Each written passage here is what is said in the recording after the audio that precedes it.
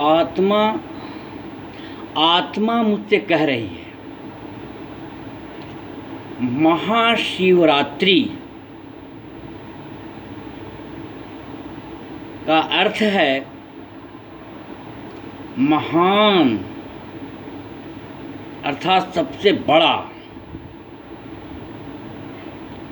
शिव जो कल्याण कारक है, जो आत्मा को परमात्मा से मिलाने वाला है। रात्रि, रा का अर्थ होता आवाज़, त्रय का अर्थ होता त्राण, जो आवाज़ से मुक्ति दिलाने वाला है, परम शांति को उपलब्ध कराने वाला है, वह है महाशिवरात्रि। चैत्र मास से प्रारंभ होता है सनातन धर्म के महीने, और हर महीने में अमावस की रात को शिव की रात की संज्ञा दी गई है, कल्याणकारी रात की संज्ञा दी गई है। वह रात जो सभी प्रकार के कोलाहलों से शांति प्रदान करता है, सभी प्रकार के कष्टों से निवारण करवाता है, और 12 ज्योतिर्लिंग 12 शिवरात्रियों के प्रतीक हैं। उसमें फाल्गुन मास की अमावस्या को महाशिवरात्रि कहा गया है, क्योंकि इसी दिन मूलाधार रूपी चक्र जो लिंग में अवस्थित है,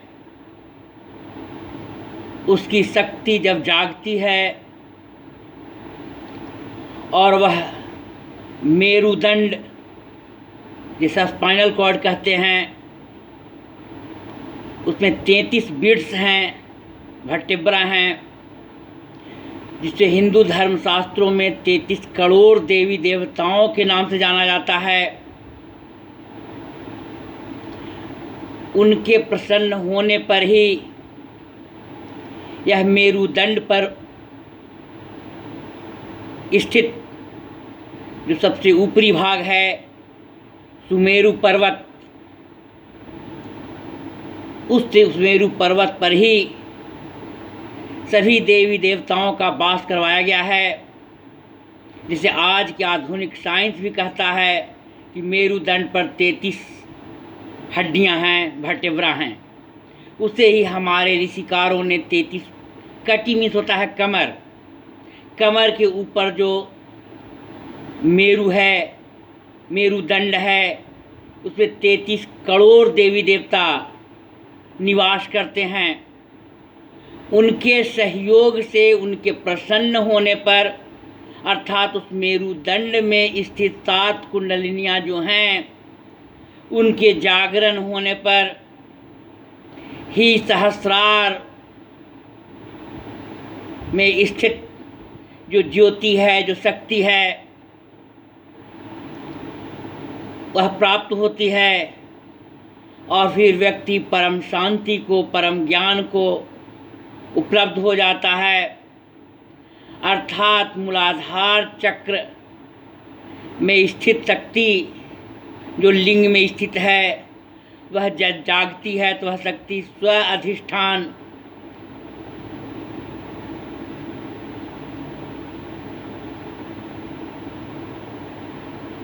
अनाहत, विशुद्धि, आज्ञा चक्र और सहस्रार से मिलन जब हो जाता है, तब उसे हम महाशिवरात्रि की संज्ञा देते हैं। अर्थात उस लिंग का मिलन यहाँ स्थित ज्योति से हो जाता है, और वही शिव पार्वती विवाह कहते हैं, ऐसा मेरी आत्मा कहती है। और मुझे अनुभव होता है कि महाशिवरात्रि की रात परम आनंद की रात होती है, परमानंद प्राप्ति की रात होती है। सदाशिव महेश्वर शंभो की प्राप्ति की रात होती है। शंभो, शंभु, शम माने बराबर, भू उत्पन्न होना, जो सब बराबर हो गया, पूरी कुंडलिनियाँ जाग गई, पूरा ऊर्जा का प्रवाह शुरू हो गया। उसे ही भगवान बुद्ध ने, जब आप जाएंगे किसी बौद्ध स्थल पर देखेंगे कि वो एक चक्र होता है, इसे घुमाया जाता है, अर्थात यह पता चल जाता है कि जीवन चक्रवत है। जन्म से लेकर मृत्यु तक जो चक्के की भांति जीवन चल रहा है, ये जो सातों कुंडलिनियों के रूप में जो गांठें बांध डाली गई है, उसका जागरण करवाना ही मनुष्य जन्म का परम उद्देश्य कहा गया है। और अगर आधुनिक विज्ञान को देखें तो उसमें भी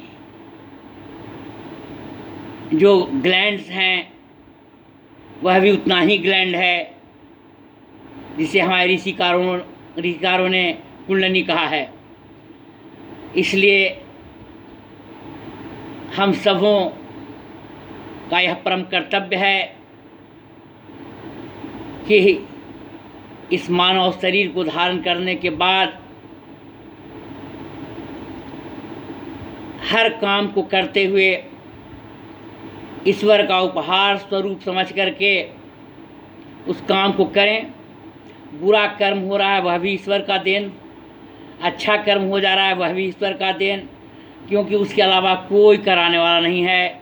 हम सब निमित्त मात्र हैं। बचपन से लेकर मृत्यु पर्यंत तक अपने सारी यात्रा के फोटोग्राफ्स को देखें तो लगेगा कि मानव शरीर एक होते हुए भी अनेक जीव इस पर आते गए हैं और जीवन यापन करते गए हैं। इसलिए हमारे ऋषिकारों ने कहा, एकम सद्विप्रा बहुधा वदंती, वह एक होते हुए भी अनेक है, या कहें कि अनेक होते हुए भी एक है। इसलिए हम सब उस एक की आराधना करें, या अनेक मानते हैं तो अनेक में एक की आराधना करें। हरि ओम। शांति शांति शांति शांति।